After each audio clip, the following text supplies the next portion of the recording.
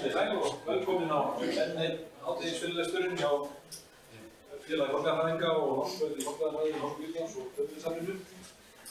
Í dag ætlar Gavin sem er prófessor í fornleifafræði í Háskóla Íslands að segja okkur frá uppgjöldinum í Skálholti 2002-2007. Gjörðu svo vel, Gavin. Yeah, so I'm going to talk about the excavations from Skálholt, and I'm afraid it's going to be a rather mundane kind of discussion and talk about the presentation of the results and really just where we're at now in terms of the project and the post-ex and so on. So I'm going to really just run through the project itself, discuss the results, and then end with some of the interpretive themes and issues which we're thinking of exploring. So I haven't got any really exciting or original new data or information to share with you today, but I hope nonetheless you'll just enjoy looking at the pictures. So some background. Skálholt, as of course most of you probably know, has been investigated several times before, originally at the turn of the last century with Brynjolfur Jónsson, when he first went to conduct what we might today call a watching brief, that is watching while a new hay barn was being constructed on the site in 1902. And there he found traces of the earlier settlement and the school particularly, and recovered various finds. And had, of course, also talked to various people in the neighbourhood, particularly a farmer, about the original layout of Skálholt. So some of these early documents are quite interesting for us now as well, as we excavated the site later on. But of course the most important and major excavations were done with Christian Eljan and others in the 1950s during the kind of the resurrection of Skálholt as a cultural centre, which was largely focused around the construction of the new cathedral, the new church there, but also some smaller excavations such as at Thorlagsbooth. And of course that's been published for many decades now. And then the last thing to just talk about briefly is a series of test trips done by the National Museum by Guðmundur Ólafsson in the 1980s around the area where we were kind of excavating, in the settlement area and some of the other outlying structures. And again, that report was being published several years ago now. So we had, coming to the site, already some quite useful previous investigations and windows into the site, and which helped us a lot in making sense of what we had. The only other thing I should mention is in 1999 a geophysical survey was done on the site by Timothy Horsley, a then doctoral student at Bradford University, who went round Iceland doing various surveys. And he conducted one of Skálholt, which was one of his more successful attempts. And here you can see the white line at the top is the undergong, the passage up to the church, and all these kind of lines you can see make out of just roughly the structures, the superimposed structures of the various buildings. So north is this way, and south is that way. And it more or less covers the area we excavated, which was this area here and a little bit down here. This square, white square at the top is the foundations for the hay barn that Brynjolfur Jónsson observed in 1902 being built, and which we also, one of the first things we excavated. So the background to our project started in 2002, and as I'm sure you know, was part of several projects funded by Kristni Hátíðarjól to celebrate the millennium of Christianity. And we dug for six seasons there, between 2002 and 2007.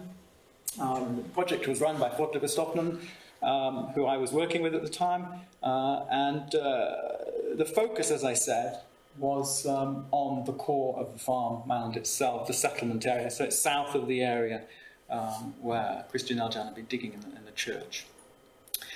We also, of course, did some exploratory trenches around the settlement core, particularly in the midden areas to the south of the main settlement.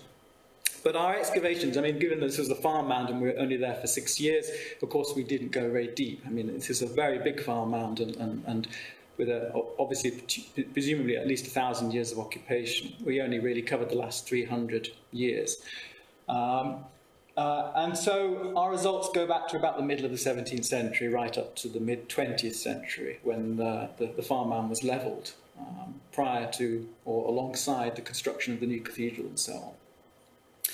Our excavation area was about 1,800 square metres. We had about, these are very rough estimates because the finds are, of course, how you count the finds and how you quantify the finds varies and it changes as you go through the material, but we're talking about 70 to 100,000 finds and 100,000 faunal remains, 300 macro samples and so on. So quite a big data set we had retrieved from the site and material to work with. And this large amount of material is also one of the reasons why it's taking us nearly 10 years since we've stopped digging to get towards publication. But we are very close to getting there now.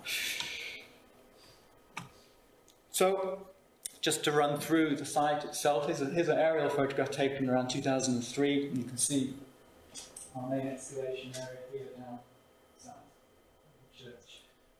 We did some test bits here on in the midden area. This was kind of down slope from the site, and we did a series of test bits around here to recover living material from the site, which was more or less contemporary with the place that we're excavating.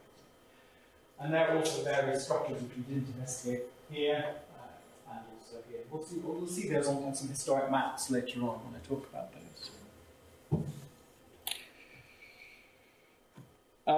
And this just shows a plan of the excavation areas that we've done. So, again, this is the 1950s excavation on the footprint of the new cathedral. This is our main excavation from 2002 and 7. And then various outlying trenches.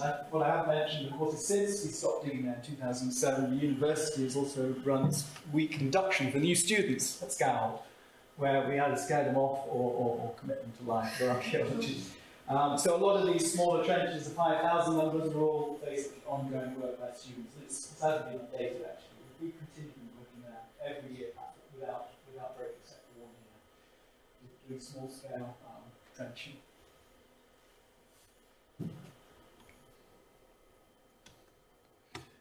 And just to give you a sense of the progression of the excavation over the 6 years of the main excavation, we started quite big, opened up a large area in 2002. This big square hole you can see is basically the hay barn that we saw in the geophysics and the one that Friedrich Johnson observed being put in. So it takes a big square hole out of the site. We thought it had done quite a lot of damage, but in fact it turned out that we still had traces of the old school even under this. It's been badly moved around and messed around, but it's still here. So you've got the school buildings over here and then the bishop's areas over here. And then we expanded the area a little bit each year, and then slowly started to close off some of the areas in the later seasons, finished the eastern side and focused on the west and southern side.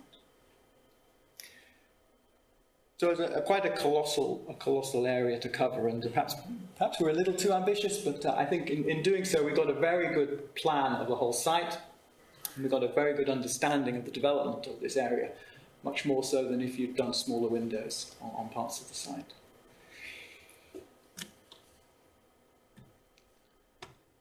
And now just a few pictures just to show you what the site looked like in reality, as it were. This is in the first year, I think, excavating some of the remains of the 19th century phase of the site.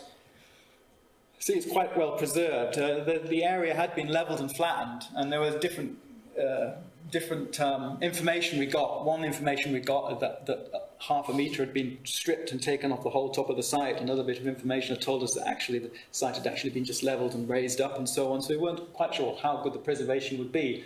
But it turned out the preservation was really, really good in some ways. And particularly as you move south and east of the site, the preservation gets better in terms of the depth of surviving walls and so on. This is a shot from inside the dormitory where the hay barn stood. So once we excavated and removed the later materials, we came down onto patchy floors and a substantial drain associated with the school dormitory, which they're excavating there. The central corridor, which also had a drain running through it, but again, this is one of the best preserved parts of the site, and standing shoulder high in places, very, very substantial. And this dates back to the 18th century. And then some of the storerooms at the south of the site, again, it's very substantial and well-surviving walls, good floors, and so on.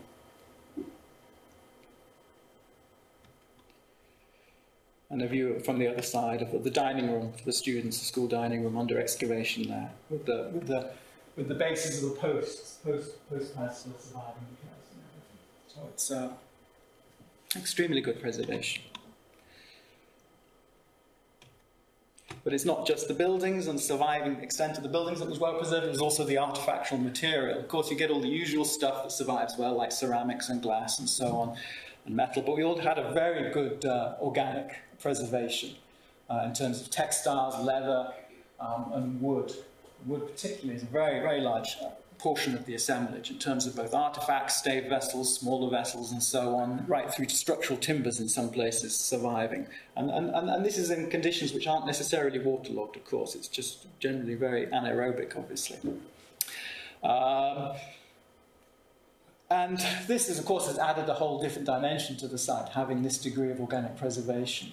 And I should also say that a lot of the really nice finds are coming from the site itself, not the middens. One of the reasons why we excavated the middens is because we thought or assumed, of course, that's where most of the rubbish would end up being dumping, and that's where a lot of the material culture would be, and the houses would be kept quite clean. Quite the opposite turned out to be the case. The middens were fairly poor in terms of artifacts. Certain good in terms of bone, maybe, but artifacts were not so great. Whereas the houses and the buildings were stuffed full of material. And which is, in some ways is more useful because they're in their more of their primary context, if you can call it that, and therefore more useful for dating and understanding the site. And of course, as you know, Skálholt is being such a famous historic site, is very well documented, and this helped us a lot in understanding the site. And I'll talk more about this in a minute. But we had lots of course, visual images of the site, such as this early watercolour painting from the John Cleveland, part of the Joseph Banks expedition to Skálholt, which shows what the settlement looked like at the end of the 18th century. Right through to, of course, more recent photographs, like this one by the English traveller Frederick Powell of Skálholt. And again, all these things were useful in tying in and helping us to understand the above-ground parts of the site that have been demolished. But on to the archaeology itself. This is a plan of the a kind of very simplified plan, but still accurate plan of the structures that we uncovered there. The grey is basically the 18th century phase, you can see, and a lot of the dotted lines are earlier or later structures. But let me just run through briefly. I'm only going to give you a really simplified chronology of the site now, because just both time, but also just to make it easier to follow. So the 20th century was evident, of course, in terms of this hay barn, in the middle of the dormitory and then a byre. These were stone and concrete. There are also ephemeral traces of other structures linked to these hay barns, but they were very mashed around. And then a basement to do with the farmhouse was built in 1896, 1897. But otherwise, just various ephemeral traces of the 19th century and early 20th century, and the rich early 20th century midden as well, associated with the farm buildings on the right. Going back in time, they went and had the 19th century. Of course, when the Skálholt was abandoned in the earthquake, it was severely damaged, but basically the settlement was largely repaired and still lived on by the last bishop who lived out his dying days there. And he basically lived in the same place as he had earlier in the core of the settlement. So the 19th century farm was basically rebuilt and used on top of the 18th century core of the settlement, the bishop's residence. Again, there was some damage to some of these structures, and there are also some other 19th century structures in places, down here, and up there. These were much more mashed around and more ephemeral and harder to interpret. In terms of our work, the key phase, of course, is the 18th century. And again, there's a lot of changes that goes on in the 18th century. So this plan, which is the grey background, just simplifies again what was actually a more dynamic century of building and construction. But basically, the 18th century is the most well understood in terms of our excavation. So we have this big central corridor going down the middle, which bisects the settlement into two. On the eastern side, you've got the school, which is these rooms here, school dormitory, classroom, and then two schoolmasters' rooms. Then coming down the corridor, you've got the school refectory, a dining room, and then various food storage rooms associated with the school. And then a big waste store here, citadel. On the western side, you've got the bishop's household settlement up here, the bishop's basso and other associated rooms, priests' rooms, Ralphman's rooms, and so on like that, and a kitchen, and so on. So a settlement in 2 or 3 halves, depending on how you look at it. 17th century, we only caught various glimpses of in different places. A lot of the structures remain in the same place. The school remains in the same place, the schoolmasters, and some of these buildings remain the same. We have some changes going on down here. But the key change really is the reorganisation of the bishop's household and bishop structures, where the rooms shift completely off the line of the earlier walls. So following the same axis, but moving in different places. And although we managed to excavate later half of the 17th century for most of these rooms, for these we got much more patchy information. We basically dug that hole up there, and only parts of this room in the corridor. The others were really fragmentary. We basically didn't get any further. Of course, we could have spent another 10 years and dug more of those and gone deeper, so it's still there. It's not that it's badly preserved, it's just that we ran out of time and decided to call a halt, because we'd already generated so much material and basically, just felt enough is enough. You have to stop sometime, unless you want to spend the rest of your life there, which might be fun. So, altogether we had about 35 individual structures, building structures. This shows on the right is the side matrix, you can't see anything, but it shows you how big it is. There's about 3,000 excavation units there, but it produces a really deep, nice stratigraphic sequence, which of course you then tie in all the dates and stuff, and then you get really nice broken down chronologies. A more simplified version of that is just dividing the units into structures. So we had about 35 structures plus maybe 5 to 10 other spaces, area spaces like the courtyards and so on. And these have different durations. And some of the structures last for very long periods of time, some of the structures are very short in duration. Now, a lot of the work and the analysis that we're doing now is done on the basis of structures, identifying finds to structures and linking it to what was going on, the activities there, and so on. But these structures are also broken down into phases, so any one particular structure might have 1 or 2 phases, or even up to 8 phases in some cases. So this results in an even more high-resolution chronology, which this kind of depicts. So we have about 80 different structural phases or time phases across the site, which again vary in length, but the average length of a time phase is about 30 years on average. Some of them last 80 or 90 years, some of them are down to just 10 years, but the average phase length is 30 years. So that gives us a very good, tight chronology to work with. And I should say all this stuff is done from the archaeology at this point. This is purely independently of the documents. The documents then come in later as a way of kind of confirming or adjusting or fine-tuning some of this. So this is coming from the very high-resolution stratigraphic sequence we have, and also the good dates that we have from dealing with artifacts of this period of time, of course. There's no radiocarbon, there's no tephra. All the dating is coming from artifacts, ceramics, glass, clay pipes, coins, nails, and other things which are chronologically sensitive. But the inventories were still useful. I mean, for a start, they tell us what the rooms were. And they're very, very important. And we have a number of these utect or inventories. Of course, they were taken every time a new bishop took over from Skálholt. So they basically run through all the rooms and told us what the rooms were and what was in the rooms. These are the number of inventories that survive. There are some others which are missing, like one from the 1770s. Either it's just completely disappeared or hasn't been located yet. But the images are useful because they tend to follow a very similar route. Here's just one example of a 1764 inventory. They basically describe the rooms in a sequence or order, and you can basically follow the order through the structures. And once you understand that, you can understand how it links to the plans and the settlements. And you can also see how things change, how room functions change. So even if a name changes of a room between 2 inventories, if it's in the same location, you can basically assume it's the same structure. And we basically ended up producing a very detailed concordance.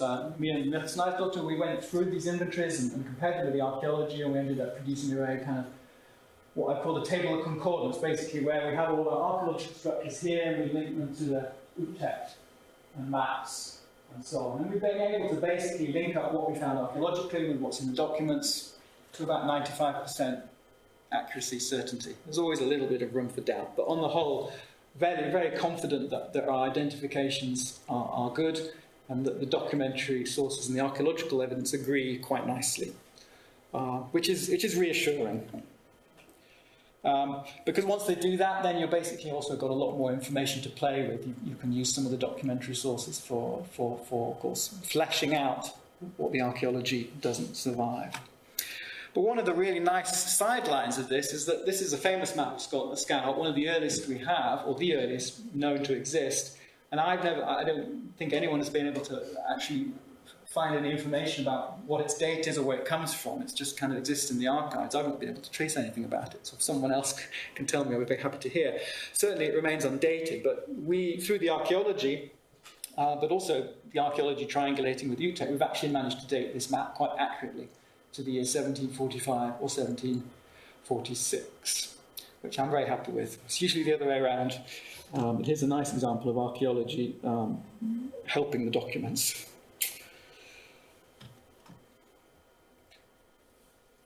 If I can just move on and kind of now perhaps address some of the themes that we're thinking of exploring and discussing about this site. And this is still very early days, even though I said we've been working on this for some time. Just the time it takes to go through the material is long, basically. But we're getting to the stage now where we're trying to think about what all this can mean and what do we draw it into. So I'm just going to throw out some ideas that have been circulating, but they're very much just first thoughts still. I guess the first thing is this is a big settlement, one of the biggest, if not the biggest, at the time in Iceland. The census returns from the 18th century indicate a population well over 100, and I think we can assume that this large population was there for at least the 17th century, and if not even a bit earlier. So it's clearly more than an ordinary farm or more than an ordinary household, but at the same time it's less than a village or anything that you might think about on those terms.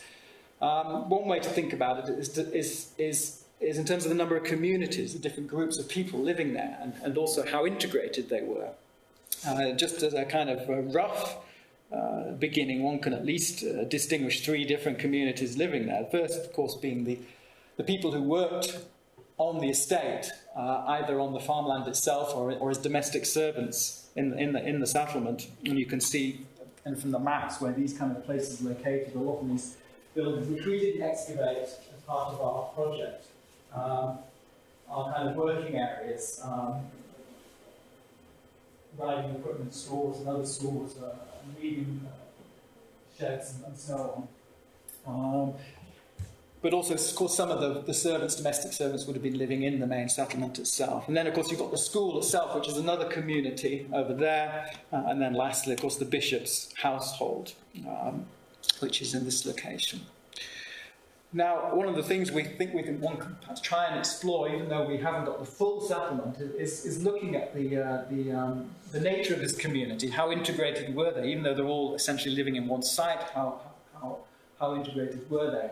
In terms of the archaeology, and if we're looking particularly in terms of the bishop's household and the school, there is a clear sense of increasing division and separation of these two households or groups over time, if you like. In the late 17th and early 18th century, it's quite clear there's a lot of connecting passageways between the bishop's household and the school through the central corridor. But what we see archaeologically is a lot of these passageways, and there's also another one here, they get blocked up over time with the sense of suddenly they want to basically restrict the ease of access between the school and the bishop's household, suggesting perhaps there's been a greater division or increasing division between these two roles in the community. So this is something one can perhaps explore a little bit more, but also looking at just generally access through the site by looking at evidence of passages and connections, using tools like access analysis and so on, but also surviving evidence of locks and keys to see how much access was controlled across the site. These are things that we can actually look at archaeologically. Another theme is this issue of course, consumption. This is a period in history where consumption, of course, really takes off, particularly in the 18th century. And this is manifested, obviously, archaeologically with a massive increase in the amount of material, culture and goods you see on sites, particularly things like ceramics and glassware and other stuff. but also a wide range of what might be counted as luxury goods. Now, what's interesting again on the site is these kind of luxury goods often concentrate in certain parts of the site, particularly in the more personal spaces of the settlement. The school dormitory being a real hotspot for one, the bishop's bath stove being another one. If you look at the quantities of material like clay pipes and ceramics, they really are hugely concentrated in certain rooms and certain places of the site, and not in others. But I think what's also interesting is to look at the contrast between this, what you see archaeologically and what's also mentioned in terms of the inventories. And of course there's a really important distinction here between the inventories being kind of recording institutional property, whereas what you find archaeologically is often personal property or private possessions, particularly given its location in terms of the personal spaces. So if you look at the inventories in terms of what kind of material is around, you're seeing wooden dishes, you're seeing very stodgy, boring diet of fish and dairy products, clothing, very simple, dark woolen clothing and textiles and so on. But if you look at the archaeology, what you're getting is porcelain and files. You're getting a range of more exotic foodstuffs. We've had grapes, we've had dried fruits, we've had olives. There's present evidence, of course, of cereals and grains and so on. And of course, the cups and the drinks themselves indicate drinking of alcoholic beverages as well as tea and coffee. And also the clothing, of course. The amount of decoration and adornments put on the clothing in forms of fancy buttons and embroidery beads and so on is all suggesting a kind of personalization of a rather more institutional framework. So one of the things perhaps one can start to explore here is the role of institutional versus personal possessions and what role this might have played in consumption practices and their link to elite society in Iceland at this time. Why did I show this picture of a pipkin pot? Yes, I know why, because it's just a nice little example again of the pottery. This is a cooking pot, a classic type of cooking pot from this period, a tripod pipkin. And if you look at other places in northwestern Europe where these kind of things were common, they tended to often occur in three sizes: a small size, a medium size, and a big size. At Skálholt, almost all of them are the small size, which basically makes them little milk pans, tiny little things. Which again is interesting because it suggests this kind of cooking ware is being used for very, very different types of cooking than you might expect, for example, in urban contexts in the Netherlands or in Denmark. The people are using these for personal warming up of liquids, perhaps for tea or coffee or whatever, or other things, rather than as part of a communal large cooking.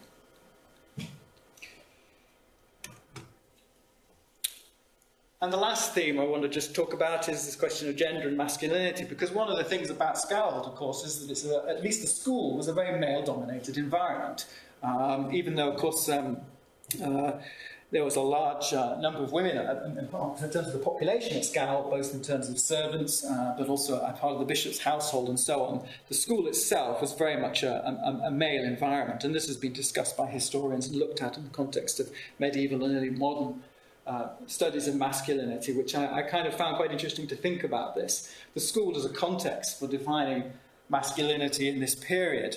And one of the interesting studies by a scholar called Ruth Karas has basically linked the emergence of schools and universities as one sphere in which a particular type of masculinity was being developed in Europe, which is around the concept of humanity in the sense of opposition to bestiality or animality. The whole point about the university education was the construction of a masculine identity, and so you get this stereotypical association of masculinity with rationality being forged in the context of these university settings.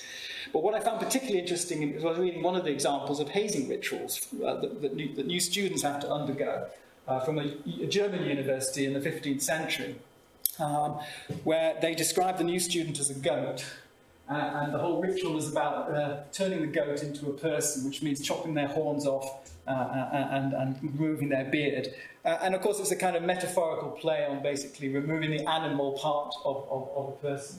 It was about basically turning a boy, the conversion of boy into man was also about ridding oneself of one's animal essence and cultivating rational human behaviour. And I talk about this because this Spartan came up in the excavation of the school dormitory, and of course there's no evidence that this kind of rituals went on at Skálholt from documentary sources. But it's an interesting example. I talked about this last year when I did another talk about Skálholt and objects. And this depiction of this horned goat, almost satanic-like figure, is actually kind of iconographic of a common iconographic motif in material culture from late medieval, early modern times. So linked to the wild man. You see it on stoneware bottles linked to drinking, and again, the connotation of drinking and losing one's civilized behaviour is evident there. But the other thing about the school is, of course, living in a small community. These kind of form the context for young men and boys to bond and form a really tight group. Of course, they were there just over the winter. They went back to their homes over the summer months, but during the time they were at Skálholt, they basically bonded as a group. And this bonding was, of course, accentuated not only through living together in fairly tight spaces like the dormitory, it was also done, again, through various things like the use of a special language, Latin. Of course, it was done in the context of other reasons as well. But this knowledge of Latin creates automatically a bond between people, as of course do a whole set of other practices, drinking, gaming, smoking, and so on. And all these have been studied and looked at. And in terms of the university across Northern Europe in late medieval and early modern times, there's kind of evidence of bonding mechanisms. Now, what's interesting about this, of course, is how ultimately the school is a context for the creation of a kind of integrated, homogenous male elite society in Iceland. Not just Iceland, but it's the same in many other countries.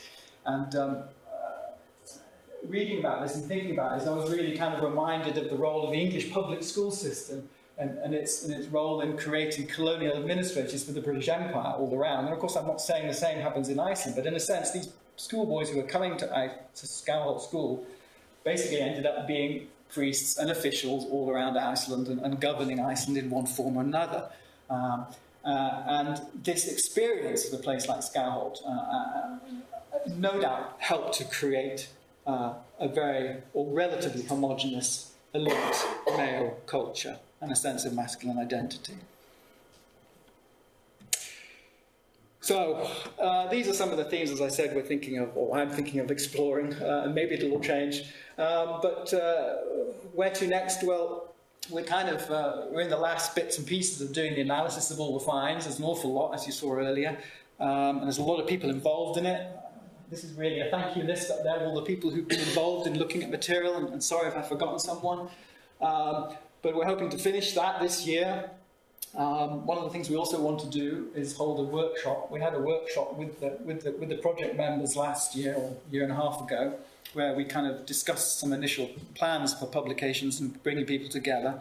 And the plan is to have another one, hopefully towards the end of this year.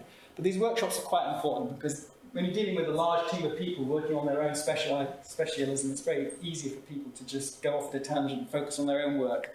But what I think is important is that we get together and keep sight of a bigger goal and a bigger picture. So that's kind of partly the aim of these workshops, to help foster a kind of more coherent narrative of the site, which will result in the final monograph publication, which at the moment, yes, 2017, 2018, I'm sure it's going to be movable, but this is the rough plan now to try and have the book published of the site, either next year or the year after.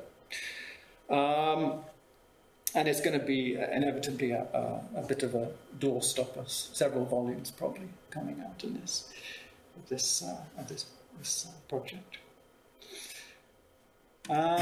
Otherwise, I'd just like to thank basically the various organisations and institutions who funded the project over the years, and especially all the people, too many to name, who both worked on the site and worked after the site and worked on material and so on. There's way too many to name, but thank you very much for all the work that you've done. Thank you for listening.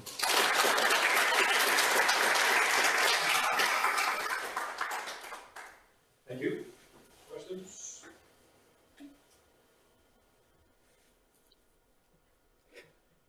Well, while you're thinking about it, a very general question. Yeah. So how, now that you've been working on Skálholt for 15 years, Yeah. how has this changed your perception of early modern Iceland?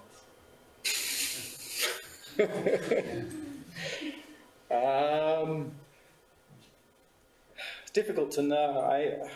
That's very difficult to know because I'm not sure I had a very concrete one before, except perhaps a really naive and stupid one that you wouldn't find a lot of material culture here. And I guess I was quite just surprised by the richness of the site. But it's not just this site.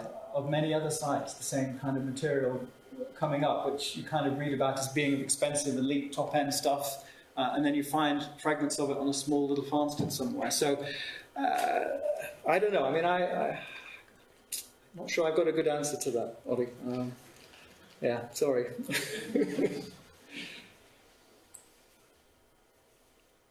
On the question of the community there, you mentioned the discipline is the school of the servants. Mm-hmm. The question of sort of whether it's a middle community, whether rather big household rather than a village. I mean, any picture of other people living there besides those you mentioned? Was there often hear about people adhering to places like this? Well, I mean, there were obviously people passing through and staying and guests. I'm sure there was a lot of probably guests coming through at different points in time in the year. And of course, one of the other things which one easily forgets about this is that parts of the site, particularly the school, were seasonal. I mean, for a large part of the summer, the schoolrooms were just empty. So the population was reduced by maybe a third, depending on how many students you think were there, for a part of the year. But I don't know. I mean, beyond the kind of guests and visiting people, I'm not really sure if I can suggest that. No indication of contemporary houses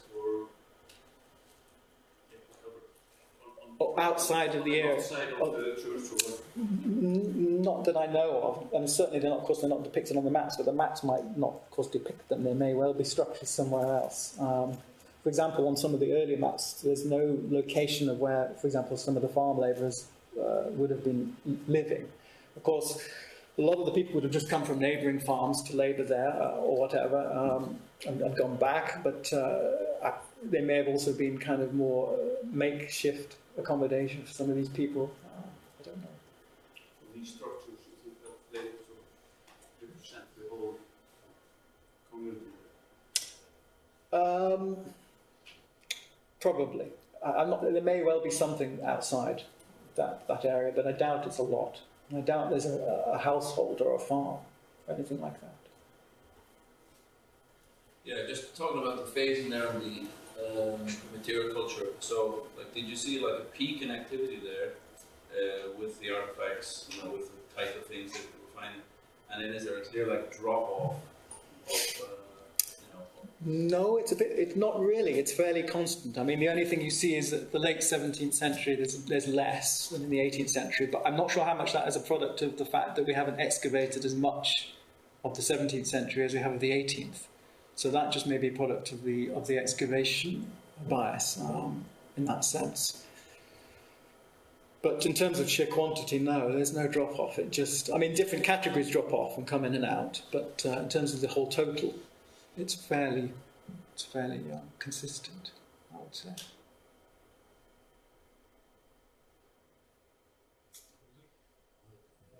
On the map here, it looked like the long corridor. Mm-hmm. The earlier phase, Yeah. only the buildings are all on the west side. Because they hadn't excavated yet.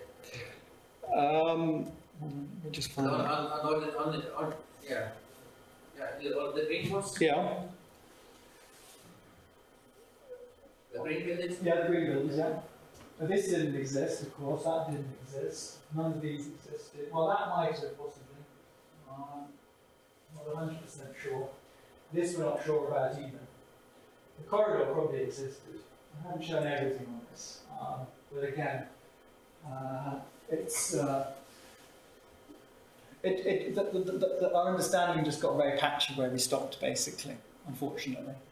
That's just the way it is. I'm sure with more digging you would resolve some of these questions.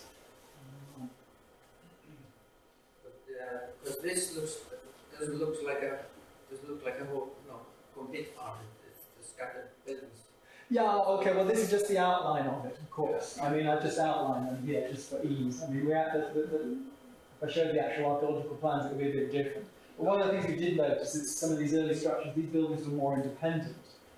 There's a suggestion, for example, that this corridor was a separate structure, separate to these structures around it and so on. And that over time, the spaces between the buildings got more infilled.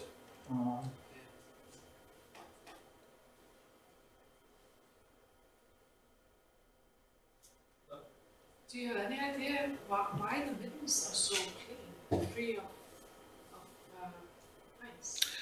Well, I think it's just a product actually of the small scale of our excavation, because we did test pits like 2 by 2 meters in places, so it's not a lot. And you have to bear in mind that middens are 80-90% ash, so in terms of volume, it doesn't feel like a lot. Whereas when you're digging a floor, the ratio of fines to volume is much higher. So it may just be a product of that we dug, 100% of the buildings, but maybe 2% of the middens. So perhaps it's a bit of a misleading statement that I made earlier.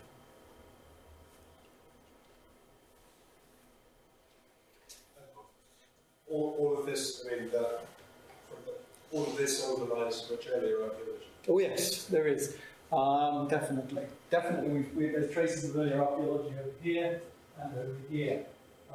The wainscot, if you dug right down to maybe 1.5 meters, is hitting natural. So there's probably nothing else deeper here. It's possible there's not much deeper here as well. My feeling is the core is up here, of course, where you'd expect it to be. So I imagine this is where the bishop's area is probably where, if you dig deep enough, you might get back to the medieval and early medieval phase of art. That's a hunch. Have you any No.